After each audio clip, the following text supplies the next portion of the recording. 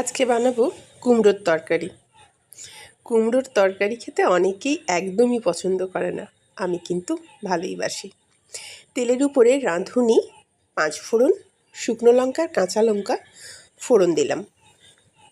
বাড়িতে আনা হয়েছিল একদম ছোট্ট একটা ইলিশ মাছ, তাই মাথাগুলোও একদম ছোট। ওই দুটো মাথাই দিলাম। এবার ওটাকে ভেজে নেব। সবসময় আমি বলি না, আমার বেশিক্ষণ অনেক ধৈর্য নিয়ে রান্না করতে ভালো লাগলেও সময় কিন্তু থাকে না, তাই প্রায় চাই কী করলে তাড়াতাড়ি করে রান্না হয়ে যায়। তেলের উপরে দিলাম নুন আর দিলাম জিরের গুঁড়ো। দেখতে হবে জিরেটা যেন না পুড়ে যায়। এটা জাস্ট একটু কষিয়ে নেব। কষানোর পরে আগের থেকেই আমি ধুয়ে রেখেছি আলু, কুমড়ো আর পুঁই শাক। শাকটা পরে তুললেও হয়, আমি আর পরে তুলিনি, একসাথেই তুলে দিয়েছি। এবার এটাকে ভালো করে এখানে ভেজে নেব। আমার এক বন্ধু বলে তরকারি সবসময় একবার সেদ্ধ করে আবার ছকলে বেশি ভালো হয়। আমি কুমড়ো খেতে ভালোবাসি, কিন্তু বিভিন্ন সময় বিভিন্ন রকম করি। আজকে করছি একদম সহজে, কোনো খাটুনি ছাড়া যাতে হয়ে যায়।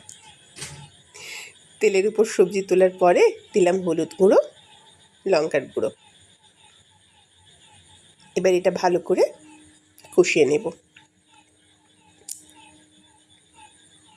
কুমড়ো এমন একটা জিনিস অনেকেই পছন্দ করে না, আগেই বললাম, কিন্তু সত্যি বলতে কুমড়ো শরীরের কাছে উপকারী, শরীরের জন্য উপকারী।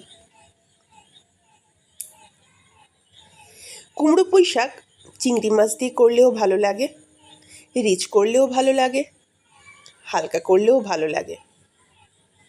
আজকে তাই কোনো রকম কোনো মশলার ব্যবহারই করছি না, শুধুমাত্র তেলের উপর ফোড়ন আর জিরে গুঁড়ো, হলুদ গুঁড়ো, লঙ্কার গুঁড়ো, নুন। এ তো সব তরকারিতেই দিতে হয়, এটা আবার আলাদা করে কি বলবো।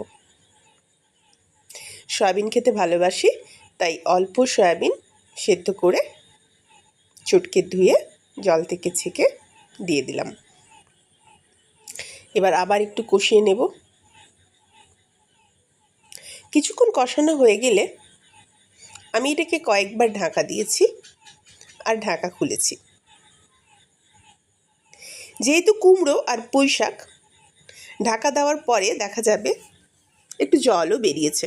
আমি সামান্য একটু জল দিয়েছিলাম, এই জলেই সেদ্ধ হয়ে যাবে রান্নাটা, আর কিছুই করতে হবে না। কুমড়োর তরকারি একটু মিষ্টি খেতে ভালো লাগে, যদিও আমি সব মিষ্টি তরকারিতেই একটু চিনি দিই। দিলাম অল্প চিনি আর নুন। এবার এটাকে খুব ভালো করে মিশিয়ে নেব। তরকারি আমার একদম তৈরি, খাবে তো চলে এসো।